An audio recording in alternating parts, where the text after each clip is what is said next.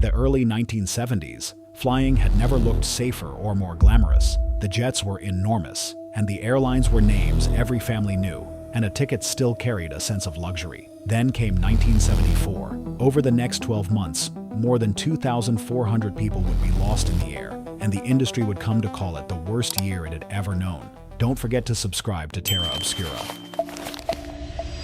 Most of the people aboard this flight were never meant to be on it. A strike had grounded a British airline that morning, and hundreds of travelers were stranded in Paris with no way to reach London. Word went around that a Turkish Airlines DC-10 passing through Orly had empty seats, and within the hour, those seats were gone. By departure, the aircraft held 335 passengers from 21 countries. The DC-10 they boarded carried a flaw its manufacturer had understood for years, and it sat in the rear cargo door. When the latches were driven fully home, a hinge slipped past its center point, and a metal stop absorbed the enormous load of flight. If the latches stopped short, that load went into a few small bolts, which could not hold it above roughly 11,000 feet. From outside, there was no way to see which had happened. A locking handle was meant to refuse to close whenever the latches were short, and in practice, a man could force it with his knee, at which point, the warning light in the cockpit went dark. It had already happened once. Over Windsor in Ontario in 1972, the rear door of an American Airlines DC-10 tore away in exactly this manner. The hold emptied of air while the cabin above it stayed pressurized, and the floor between them collapsed under a load it was never designed to carry. The control cables ran through that floor. The crew lost their rudder and most of their pitch control, and they landed anyway with all 67 people aboard alive. Investigators asked for a redesigned door and vents cut into cabin floors so the pressure could equalize. Neither was ordered. As the regulator prepared to make those fixes binding, the president of the Douglas Division telephoned the head of the agency directly. A public directive would look damaging beside the rival Lockheed jet, and he offered a private understanding instead. The agency accepted, and the repairs became voluntary. McDonnell Douglas then pushed 3 unsold DC-10s onto Turkish Airlines, a carrier that had only recently moved into jets. The airline agreed on the condition that the cargo doors be made safe. The work cards were stamped as complete, dated before the instructions for the work had even been written. On the aircraft that would fly as Flight 981, none of it was done. The locking mechanism had also been misrigged, and someone had welded shims on so the cockpit light would go out despite the misalignment. Closing that unlatched door now took about 13 pounds of pressure, less than a properly latched one required. The handler at Orly closed the rear door and felt nothing unusual. The handle moved, the vent door shut, and the light went out. Checking the pins through the small inspection window belonged to a Turkish Airlines engineer, and that engineer was away at training. 12 minutes after takeoff, climbing through 11,500 feet, the bolts sheared. The door left the aircraft, the hold emptied in an instant, and the floor above it dropped away. 3 rows of seats fell out through the opening with 6 passengers still strapped into them. This time the cabin was full, and the weight pressing down meant the floor failed completely rather than partially, severing every control cable running back to the tail. Captain Nejat Burkoz pulled back on the column, and nothing answered. His first officer called out that the cabin had blown out. The engines had rolled back to idle, and the aircraft went into a descending spiral to the left with no pitch control at all. For the final 16 seconds, nobody in the cockpit said anything. 77 seconds after the door departed, the DC-10 struck the pines of the Ermenonville forest at close to 500 miles an hour. All 346 people aboard were gone. It stood as the worst crash in aviation history until Tenerife 3 years later, and it remains the deadliest ever from which nobody walked away. 4 days later, the regulator issued the orders it had declined to issue 2 years before. The door was redesigned, vents were cut into the floors of large jets, and that failure never occurred again. But something worse surfaced afterward. Back in 1972, an engineer named Dan Applegate, at the firm that built the fuselage, had written a memo warning that these doors would open again, and that the floor design would likely cost aircraft when they did. His superior read it and agreed with every word. He also worked out that raising the issue now might leave their own company paying for the repair, and he called the choice in front of him an interesting legal and moral problem. He chose the legal side of it. That memo sat in a drawer for 20 months while the aircraft kept flying. Cleared for the approach. That was the instruction a controller passed to a captain on a wet December morning, and each man understood it to mean something completely different. One took it as permission to come down. The other believed he had just handed responsibility for staying clear of the ground back to the cockpit. 92 people died inside the gap between those two readings. Flight 514 was on the short hop from Columbus to Washington. 12 minutes after takeoff, the crew learned that Washington National had closed because the crosswind there was gusting to nearly 50 knots, and they were sent instead to Dulles out in the Virginia countryside. The plan looked simple on paper. They would fly to a beacon at Front Royal, turn east to pick up the extended center line of runway 12, then follow it in. What made it awkward was that this route was not a published procedure. The official approach began at a beacon called Round Hill, 18 miles from the airport, and the crew would be joining the center line well outside that point. At 4 minutes past 11, with 44 miles still to run, the clearance came. To the captain, being cleared for an approach implied that the controller was watching him on radar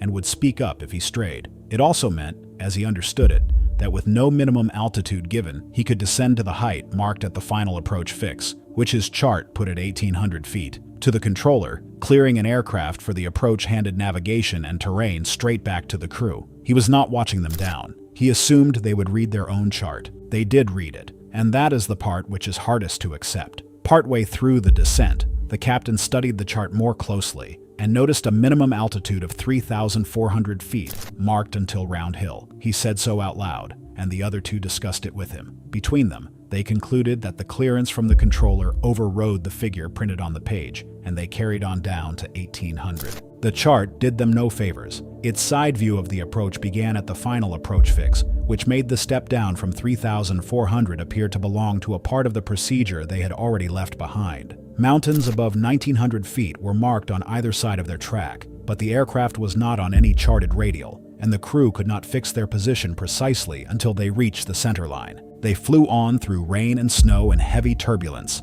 holding just under 1,800 feet, waiting to come out of the cloud and see the ground. At 9 minutes past 11, the radio altimeter chimed to tell them they were 500 feet above the terrain. The captain called for power. A few seconds later, it chimed again at 100 feet. Less than 2 seconds after that, the 727 clipped the trees near the summit of Mount Weather. It cut a swathe through the forest, slid across a mountain road, and struck a rock outcrop, where it came apart in a burst of fire. Nobody survived. The investigation uncovered something far worse than one bad approach. Half an hour before the crash, another airliner had been given the same clearance on the same approach. That captain asked the controller directly whether he was allowed to descend, was told that he was not, and landed without incident. Controllers worked to their own set of minimum altitudes, which differed from the ones printed on the pilot's charts. So crews had grown used to being taken below the numbers in front of them. Then there was the near miss. Only weeks earlier, another airliner had come close to striking that same mountain on that same approach, for exactly the same reason. The crew caught it in time and landed safely,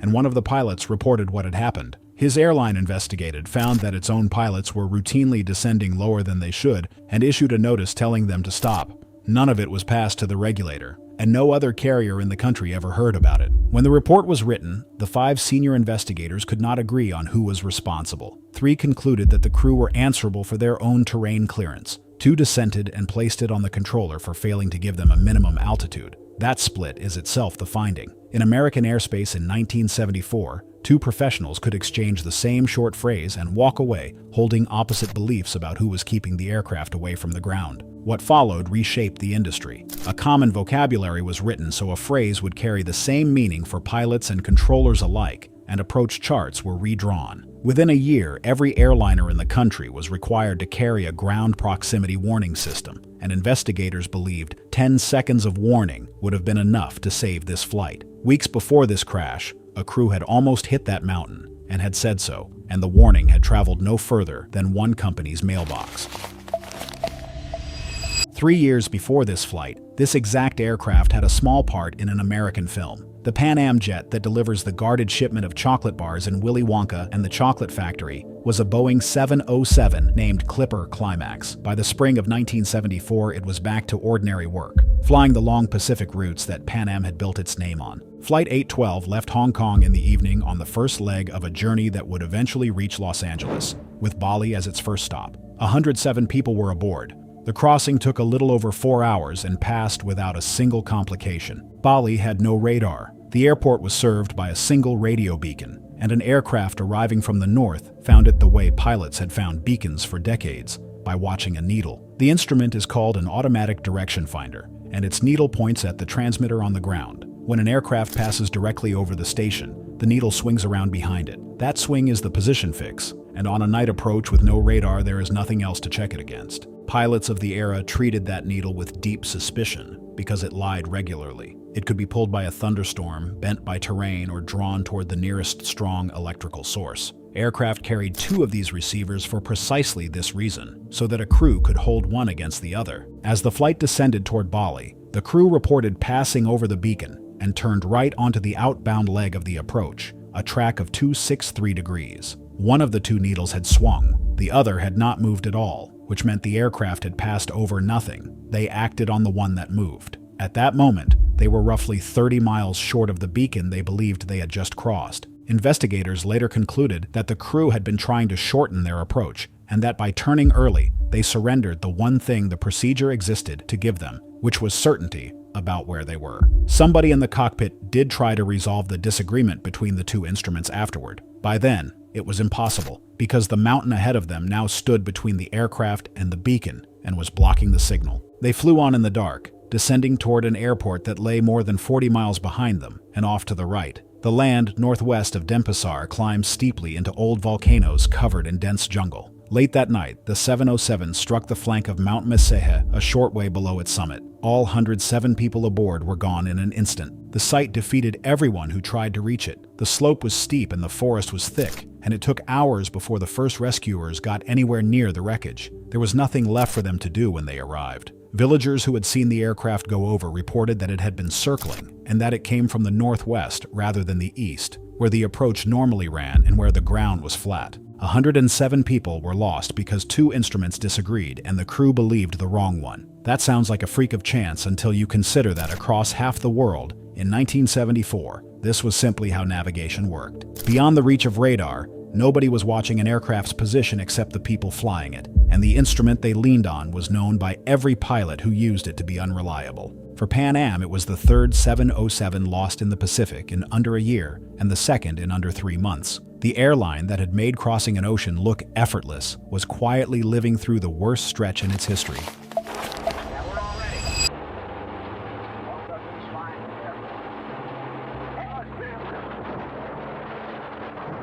In the last minutes of this flight, the 2 pilots discussed whether Richard Nixon should be pardoned and how many cars each of them owned. In all that time, neither man said a single word about their altitude, and altitude was the only thing that mattered. Flight 212 was a 35-minute hop from Charleston up to Charlotte, one of the shortest legs Eastern flew. 82 people were aboard the DC-9 that morning. Both pilots had thousands of hours on the type, and nothing about the trip should have troubled anyone. The passenger list was heavy with people from Charleston. Charlotte lay under a layer of ground fog with clear air above it, so the crew set up an instrument approach to runway 36. The procedure was simple enough. They were to track inbound and step down at set distances, crossing a fix called Ross at 1,800 feet with 5.5 miles still to run. Only after Ross were they allowed to come down to their minimum altitude, which sat just under 400 feet above the runway. Nothing in that cockpit was keeping track of it. As they turned inbound, the captain noticed a tower poking up through the fog and decided it belonged to an amusement park south of the field. He mentioned it, then mentioned it again. For close to a minute, the 2 men went back and forth over whether that was the tower or something else, each of them changing his mind and correcting the other. During that conversation, the aircraft sank below 1,800 feet, with nearly 4 miles left to go. A tone sounded to tell them they had reached 1,000 feet above the ground. It sounded on every approach at that height, on every flight, so it had long since stopped carrying any meaning. Somebody reached up and silenced it. They crossed Ross at 1,350 feet, 450 feet lower than the chart required. Neither pilot remarked on it. Then the man flying increased his rate of descent from 300 feet a minute to 800, which is a perfectly sensible thing to do if you believe you are 1,000 feet higher than you are. Investigators came to think that is exactly what he believed. Eastern set its altimeters to display height above the runway rather than height above the sea, while the crossing figure the captain had read aloud was a sea-level number. The instruments of the period made this worse. They showed hundreds of feet on a dial and thousands on a small separate drum, and pilots slipped into the habit of reading the dial while the mind supplied the thousands. If the first officer glanced down and saw 670, he may well have filled in 1670. He told investigators afterward that he had thought he was about 130 feet low crossing Ross. He was 450 feet low, The captain should have caught every bit of this. Eastern's own procedures required him to call out their altitude 5 separate times on an approach like this one, beginning at the fix and continuing down to the minimum. He made none of those calls. He had spent the critical minute looking out at a tower, then hurrying through a landing checklist he had fallen behind on, and then peering ahead for a runway he was never going to see. The aircraft entered the fog while already below its minimum altitude. 7 or 8 seconds later, it clipped trees 3.5 miles short of the field, struck a clearing with the left wing down, and slid into the woods, where trunks tore through the wings and fuselage. The tanks came apart and ignited while the wreck was still moving. 32 people were gone at impact. The fire took most of the rest before they could get out of their seats. The one area the flames spared was the cockpit and the galley ahead of it, where a flight attendant found herself alive and barely hurt. A single passenger reached her through the smoke. The first officer was still strapped in with both legs broken, and the 3 of them climbed out through a cockpit window. Volunteer firefighters had the blaze out, and the survivors clear within 45 minutes. 10 people lived. 72 did not. The final report ran 19 pages, because there was very little to argue about. Investigators wrote that for most of the descent, the crew had talked about matters with no bearing on flying the aircraft, that the subjects ranged from politics to used cars, and that the resulting atmosphere had carried straight through the approach. The crash also fed the pressure that put ground proximity warning systems into American airliners the following year. 7 years later, the finding became law. Citing this accident and 4 others, regulators created what pilots now call the sterile cockpit rule. From engine start until 10,000 feet on the way up, and from 10,000 feet until shutdown on the way down, a flight crew may not engage in anything unrelated to operating the aircraft. That covers off-topic conversation and anything else that pulls a pilot's attention away from the job. Every airline pilot working today flies under a rule that exists because 2 capable men spent the last minutes of an ordinary morning trying to identify a tower at an amusement park. The people who lived through this crash described the impact as a landing made slightly too hard. The cabin around them stayed whole and their seats held, and when investigators examined the wreck, they found the interior undamaged. Their conclusion was blunt. This was a survivable accident, and everyone aboard came through the impact itself alive. 97 of them died anyway. Flight 806 had left Auckland that evening bound for Los Angeles, by way of American Samoa and Honolulu. There were 91 passengers and 10 crew aboard the Boeing 707, a Pan Am jet named Clipper Radiant, and the leg into Pago Pago was the short one. The man flying it was among the most seasoned pilots on the line, with more than 17,000 hours behind him, and over 7,000 of those on this aircraft type. The night approach into Pago Pago is among the most deceptive in the Pacific. An aircraft comes in over black water and darker jungle toward runway 05, with almost nothing lit between the sea and the threshold. Pilots call this a black hole approach. Without lights on the ground to give the eye something to measure against, a runway can appear to sit lower than it really does, and a pilot flying by what he sees will fly lower than he should. That night, a heavy tropical rainstorm sat over the airport and was drifting toward the approach end. The storm did something else as well. Wind moving through it lifted the aircraft above its proper descent path, so the crew brought the power back to come down again. Then the air that had been holding them up let go. The rate of descent climbed to around 1,500 feet a minute, while the throttles were still near idle, and the evidence suggests the captain was looking out through the windscreen at that moment, rather than at his instruments. The recorder captured the last seconds of the flight, and every call out on it came from the first officer. He told the captain that he was a little high. A radio altimeter tone sounded, then sounded again. He called that they were at minimums, and an instant later, that he had the field in sight. His final words were an instruction to turn right and a reading of their airspeed. Nobody called out the rate of descent at all, and the power was never restored. They struck the tops of the trees roughly 3/4 of a mile short of the runway. The aircraft plowed through the jungle and tore off its engines and most of its wings before coming to rest against a low wall of lava rock. The fuselage held together. Inside it, 101 people were alive. Fuel from the ruptured wings was already burning along the right side. A passenger opened one of the overwing exits on that side, and the flames came straight in, so he pulled it shut again. Others opened the exits on the left, and those became the only way out of the aircraft. The main doors were never opened at all. Many of the passengers did what people do under stress, which is to move toward the door they came in through rather than the exit nearest to them. There was one more thing working against them, and nobody on the flight deck knew it was aboard. Packed in the hold was a carton of an industrial chemical used to cure fiberglass resin, an oxidizer that feeds a fire rather than starving it. The rules allowed half a kilogram inside any single container. This carton held 4. The shipping paperwork never identified the material, so the crew had no way of knowing what was underneath them. The airport answered with 1 small fire truck and 2 firefighters, working in pouring rain against a blaze fed by jet fuel. 10 people got themselves clear of the wreck, 9 passengers and 1 of the pilots. Over the following 9 days, 6 of them died of their burns.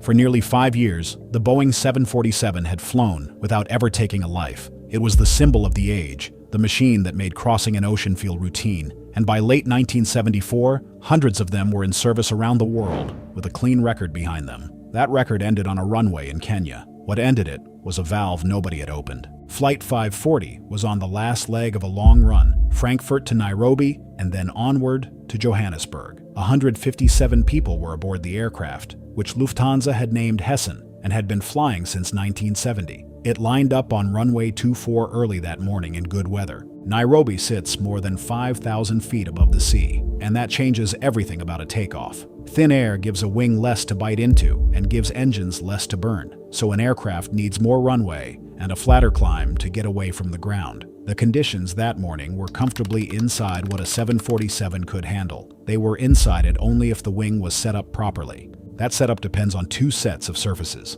Flaps extend from the back of the wing and slats extend from the front, and together they let a heavy aircraft fly slowly without falling out of the sky. On the 747, the slats are driven by air bled from the engines, which means the pneumatic system has to be switched on before they will move at all. It is a checklist item. On this flight it was missed. The valves stayed shut and the slats stayed folded inside the wing. Nothing told the crew.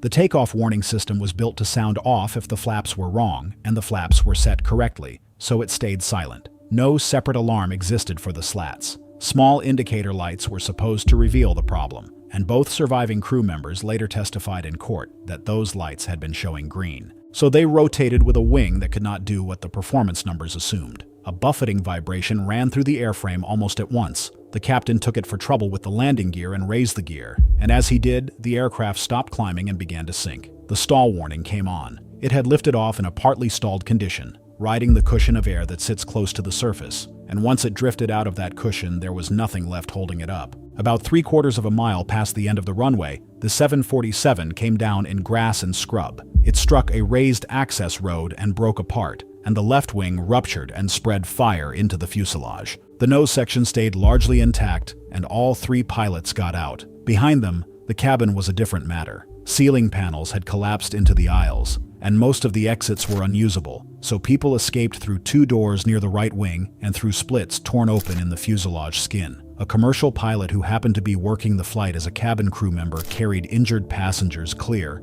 and steered out others too dazed to move, and he is credited with 12 lives. Every one of the deaths was in the rear section. 59 people were lost, and 98 came through it, in the first fatal crash of the 747. It was also the 3rd wide-body jet lost with lives in just over 2 years, and the 2nd of them in 1974. Blame moved around for years afterward. Lufthansa dismissed the captain and the flight engineer, and a German labor court put them both back, finding that possible technical faults in the aircraft might have played a part. The engineer was prosecuted for negligence and acquitted in 1981, 7 years after the morning in question. Boeing did something simpler and more useful. It added a warning for the one condition the aircraft had never been able to report, so that a crew would know when the slat system had not been switched on. No 747 has left a runway that way since. 2 Boeing 727s were lost in American airspace on the 1st of December 1974. This was the 2nd of them, coming down about 8 hours after the first and some 200 miles further north. There were no passengers aboard this one. 3 men were flying an empty aircraft, and all 3 were dead 12 minutes after takeoff. Flight 6231 was a positioning flight, the kind that never appears on a timetable. The Baltimore Colts had a charter waiting to carry them out of Buffalo, but that aircraft had been snowed in at Detroit, so Northwest sent this one up from New York to collect the team instead. It lifted off from Kennedy just after 7 in the evening into a night of snow showers and thunderstorms, with icing reported from the ground up to 6,000 feet. An aircraft knows how fast it is going by comparing 2 pressures. Small forward-facing tubes measure the air being rammed into them, and separate ports measure the still air outside. The difference between those 2 figures is the airspeed the pilots see. Because those tubes sit out in the weather, each one carries an electric heater to keep ice out, and switching that heat on is a checklist item before departure. On this flight, the item was called out and answered. The switches stayed off. Ice sealed the tubes shortly after takeoff, and from that moment the airspeed indicator stopped measuring speed and began behaving like an altimeter. With the pressure inside the tube trapped and the outside air thinning as the aircraft climbed, the gap between the two grew steadily wider and the needle rose. The higher they went, the faster the instrument insisted they were flying. Passing 16,000 feet, the speed began climbing on its own. The first officer remarked on it, noting that they were showing 340 knots while going up at 5,000 feet a minute, which is not a combination that makes any sense. The crew answered the rising number the way pilots answer excess speed, by raising the nose to trade it away. That steepened the climb, which thinned the air faster, which pushed the false reading higher still. The rate of climb passed 6,500 feet a minute with the nose 30 degrees above the horizon. At 23,000 feet, the overspeed horn went off, warning them they were approaching the structural limits of the aircraft. The instruments now read 405 knots.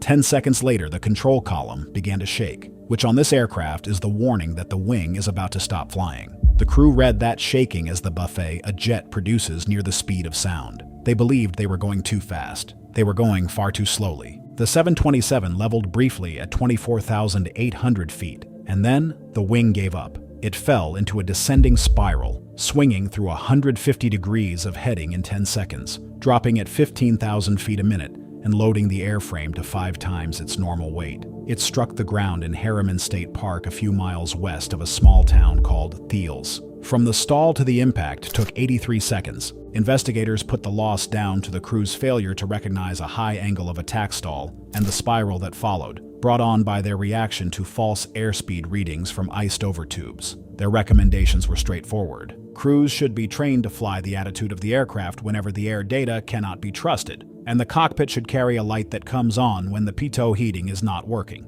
35 years later, an Airbus was crossing the Atlantic at night when ice blocked its speed probes. The crew of Air France 447 raised the nose of a perfectly serviceable aircraft and held it there while the machine stalled and descended into the ocean, with 228 people aboard. The trap that took 3 men over New York on a snowy evening in 1974 had been sitting there the whole time, waiting for another crew to stop trusting what the aircraft was doing and start trusting what a needle was telling them.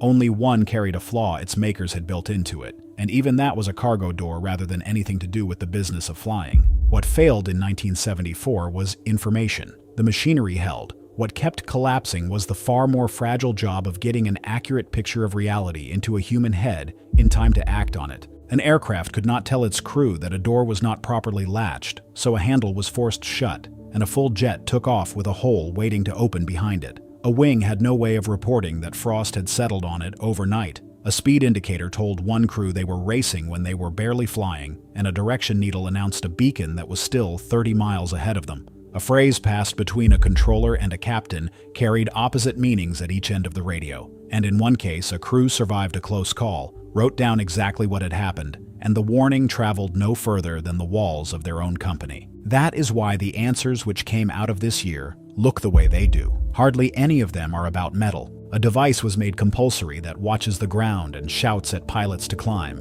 and it has probably saved more lives than any other item ever bolted into an airliner. A rule was written about when a cockpit may hold a conversation and when it may not. A national system was created so a pilot could describe a near miss without fear, and the whole industry would read it. Cargo doors were redesigned and cabin floors were given vents. A shared vocabulary was drawn up so that 2 professionals saying the same words would mean the same thing. Almost none of this is remembered now. These disasters have no memorial parks and no anniversary broadcasts. A hillside in Virginia has a pair of crosses beside a mountain road. A police station in the Sri Lankan hills has an aircraft tire standing on a pedestal, with the date and the number of the dead painted onto the rubber. The people who paid for all of it were ordinary travelers on ordinary journeys, and most of them never made the front page for longer than a day. There is one more thing worth saying about this year, and it is uncomfortable. Nearly every lesson in this video already existed somewhere before the crash that taught it. The cargo door had failed once already. The pilots descending too early had been reported weeks in advance. The danger of frost on a wing was old knowledge, and so was the danger of a blocked pitot tube. What was missing was not insight. It was the machinery for carrying insight from the place where it was learned to the people who needed it. And building that machinery is what this year forced the industry to do. Anyone boarding a flight this evening sits inside a shell of habits and devices, a large share of which were written into existence in the 12 months these 9 flights fell inside. Flying became safe because an industry was finally made to admit, in one terrible year, that knowing something and telling somebody are 2 different acts. Thank you for watching, and don't forget to subscribe to Terra Obscura.